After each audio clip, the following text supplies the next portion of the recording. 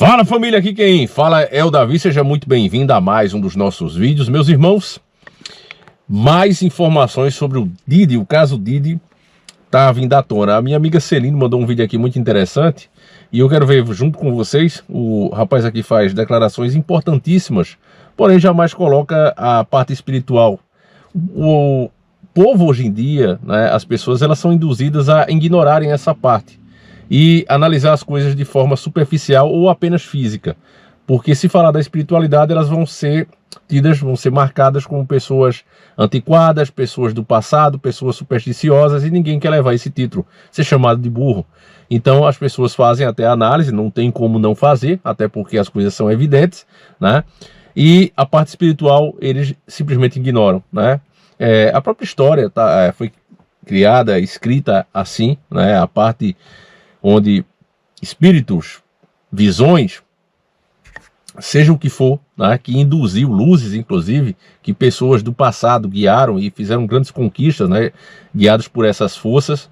Essas partes são colocadas apenas como uma, sabe, fala bem pouquinho, deixa de lado, tira a importância que os fenômenos deveriam ter. Então não é diferente desse caso aqui, né? Mas se você prestar atenção, memorizar cada palavra que ele está falando aqui, você vai entender bem. Vamos ver aqui, parece que foi uma entrevista no Vilela. Um abraço à minha amiga Celine, tá certo? Olha aqui, ó. A Lady Gaga, por exemplo, perguntaram pra ela sobre ele, ela travou, mano. Sério? Ela falou, esse cara, o que ele fez comigo é imperdoável. Ela chega, ele, o P. Diddy. Ah, é? Ela fica nervosa, começa a tremer assim. Você vê que ela ficou traumatizada. É um trauma. Então, dizem que esse cara eliminava os concorrentes, tanto mercadologicamente quanto ontologicamente, usando o termo filosófico, né? Então vamos dizer que a morte do Tupac ele estava envolvido, entendeu? Vamos dizer que vários outros óbitos aí. Na questão do Tupac, isso foi evidente. O Tupac estava fazendo diversas denúncias. Eu acho que eu fiz o vídeo mais completo da internet na época, né? Sobre, alguns de vocês tiveram o privilégio de assistir aquele filme, aliás, aquele vídeo, né? E infelizmente ele foi marcado como declarações não confiáveis e perigosas.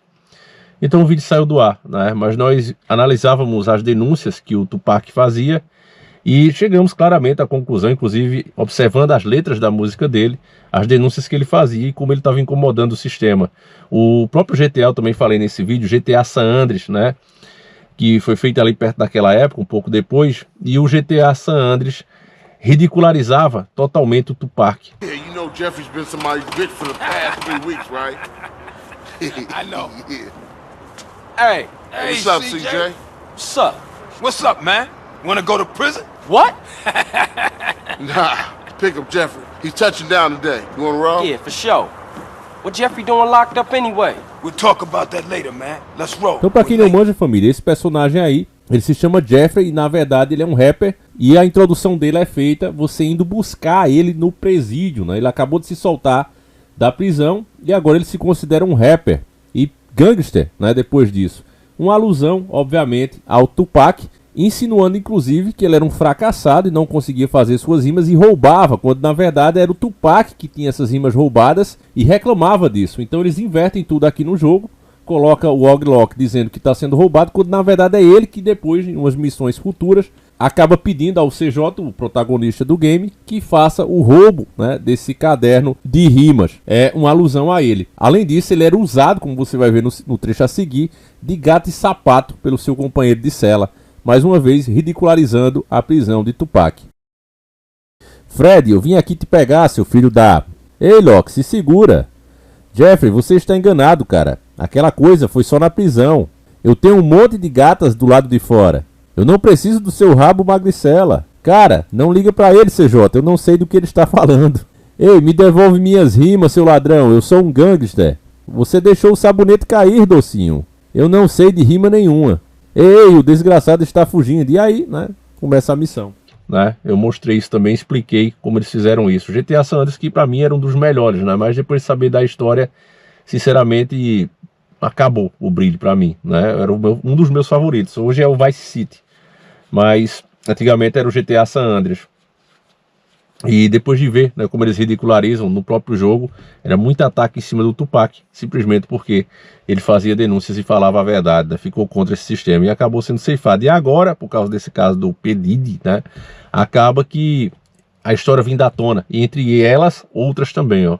E a Lia, que era uma cantora muito famosa na época, a galera, a maioria não conhece, mas ela bombou muito, né? Dizem que ele estava envolvido, porque ele e o Jay-Z estavam querendo tirá-la de cena para lançar a Beyoncé, né? Então, assim, as histórias são muito estranhas. Dessa primeira produtora que ele trabalhou, eram 5 pessoas. Era o P. Diddy, a Kim Porter, que virou esposa dele depois, e mais 3 caras.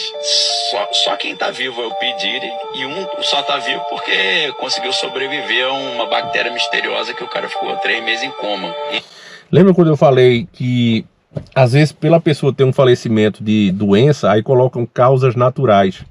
Eu falei já disso com o Dr. Enéas, inclusive, quando eu fiz também o meu vídeo também fora do ar. Alguns de vocês também tiveram o privilégio, né? E eu falei até como seria possível fazer isso. E esse vídeo, obviamente, saiu do ar, né? Assim que ele começou a bombar, viralizar. Naquele tempo a gente ia em altas, né? Mas eu falei, agora você escuta, né? E você veja, esse camarada, com as pessoas que ele se envolveu, poucas sobreviveram. Aquelas pessoas mais próximas, mais íntimas dele, poucas estão vivas. E entre elas, né, um desses que sobreviveu, pegou essa bactéria misteriosa, né? E passou 3 meses aí entre o falecimento e a vida, literalmente. Então, assim, as histórias são que ele fazia festas em casa, as famosas white parties, que ficava todo mundo vestido de branco, e ele chamava essas festas também de freak-offs, né? Que eram festas que vale tudo. Freak-offs. Antes da gente entender o que é esse freak-offs, né? Quem é que colocou esse costume também aqui de todo mundo se vestir de branco, né? Principalmente nos finais de ano. Vê se você lembra assim, rede podre de televisão, exatamente. Nós já costumamos ver o Roberto Carlos, né, que já virou até piada, parece que ele fica congelado durante todo o ano, e aí é soco descongelado, sai da crioprisão, né, apenas na hora de fazer o especial. E aí a gente via a Xuxa e diversos artistas importantes da rede podre sempre de branco, influenciando diversas pessoas. Eu tenho inclusive pessoas da minha família, infelizmente, que continuam com essa cultura, acham que isso é paz, quando na verdade é homenagem às entidades que essa galera segue, né? Tinha um grupo muito terrível que eliminava as pessoas pela cor delas, né? Um tal de Klum, eu não vou falar o nome completo, Klum, sabe, era um clã, e eles se vestiam exatamente assim. Essas entidades, meus irmãos, elas se manifestam de diversas maneiras, tá certo? E uma das páginas que eu estava escrevendo o nosso diário hoje, eu vou deixar para falar em outro vídeo, é melhor. Essa parte vai ser pesada, é melhor deixar também para não confundir vocês. Eu preciso explicar melhor, fazer um contexto melhor para você poder compreender. Mas saiba só isso, que existe muitas coisas ocultas, né? Aí, nessa imagem que está congelada, eu quero que você veja bem essa imagem, veja, tem ali como se fosse, né, a pessoa oculta, toda de preto, ali ocultando a sua face. Eu já expliquei isso para vocês, inclusive no vídeo que a gente fez do Atlético Paranaense, né, que essa vestimenta ela é obrigatória quando você vai trabalhar com a primeira classe de demônios, né? Esses demônios, eles não gostam do ser humano, eles detestam o ser humano, eles acham que Deus os prejudicou e o ódio deles é muito grande, e eles sabem que precisam destruir a humanidade, que a imagem é a semelhança de Deus, já que com o próprio Deus eles não podem fazer nada. Então, a única forma de você ter alguma barganha, algum favorecimento com eles é com sacrifício em sangue. Eles causam destruição, eles não dão sorte, eles não trazem amor, eles não trazem riqueza, nada desse tipo. É outra classe. Eles trazem destruição. Então, as pessoas que querem usar essas forças, elas se ocultam e usam diversos símbolos para direcionar essas forças, como eu já expliquei a vocês, né? E aí, você vê todos de branco e essa pessoa ali, porque ela sabe o que ela está invocando, ela sabe o que é que ela está trazendo para esses outros trouxas que estão ali, né? Gente fútil, gente idiota, que não entende nada e acha que isso aqui é crendice antiga, né? E estão lá, de boa, né? Todos à vista, né? Vestindo branco para ficarem bem expostas mesmo a aquelas forças que vão trabalhar ali na vida delas, né? Mas ele mesmo, ó, tá de preto, se ocultando da entidade, certo? Vamos lá. Seria o quê? Seria tipo barbarizar geral. Ele tá falando esse termo freaks, né? Tipo isso, né? Freak é aberração em inglês, né? Tipo, vamos pra aberração. Então, assim, dizem que tinha festa até meia-noite e a festa depois de meia-noite, né? Ou então... Por quê? Porque, eu já falei isso aqui também diversas vezes, acredita-se que na meia-noite você está justamente na hora morta, né? É a hora que essas entidades podem passar para o nosso mundo com mais facilidade, Então o contato com ela seria ótimo nessa hora. Várias pessoas que acreditam falar com os mortos gostam, inclusive, de ir em cemitérios. Se você mora perto de algum grupo, né, que tem essa crença, você já deve ter visto alguma atividade em cemitérios. Não é à toa que hoje em dia, né, no mais moderno, você vê muito vigia, né, nos principais cemitérios da cidade, porque essa turma gostava de frequentar e fazer isso. Alguns até chegavam, né, principalmente a galera já da necromancia, eles gostavam de violar, inclusive, esses túmulos. Felizmente. Magia negra da pesada, meu irmão. Continuando aqui. A festa antes de meia-noite, madrugada, e o pós-festa de manhã cedo. Dizem que essas mais tarde que eram as piores, né? Que, né, essas pra entrar, ele falava, pra entrar tem que tomar tem que beber isso aqui. O cara bebia um Boa Noite Cinderela, e aí acordava 2 dias depois, todo arrebentado. Isso, né? Como é o caso do Lil Rod, né? Lil Rod era um funcionário dele, que era rapper também. O cara tomou o negócio, ele falou, não, bebe aqui. O cara falou que tomou, acordou 2 dias depois numa cama sem roupa, todo arrebentado. Cara, meteu foi primeiro...